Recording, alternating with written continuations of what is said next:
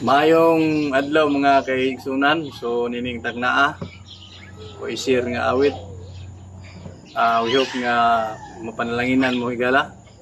Palihog lang kong suporta sa atong YouTube channel. Like, comment o share, subscribe. Ini ang awit mga kaigsunan, ang kahimtang sa tao. Ang kahimtang mo niining kalibutan, usahay kalipay kalisdana, kalisud sa kinabuhi mo karon, umalagi lang kining tanan, isalig ni Jesus siyang imong manunubos, magkapahulay ka sa mga kalisdanan. Sangpita kanunay higit kanya, isalikway magmalipayon o magmadaugong. Ang kahimtang sa silong sa adlaw,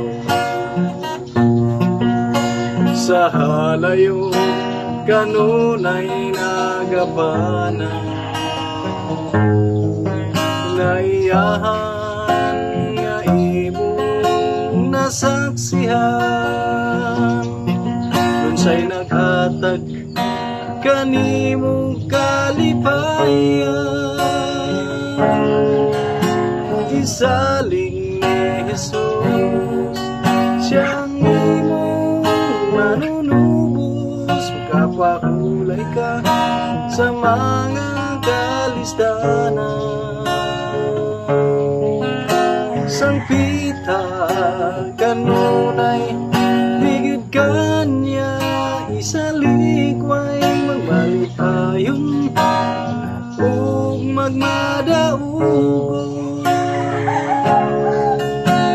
Isalig ni Jesus siyang imong manunubos, kapahulay ka sa mga kalisdanan. Sangpita kanunay higit kanya, isalikway magmalipayon o magmadaugong. Malipayon o magmadaugong.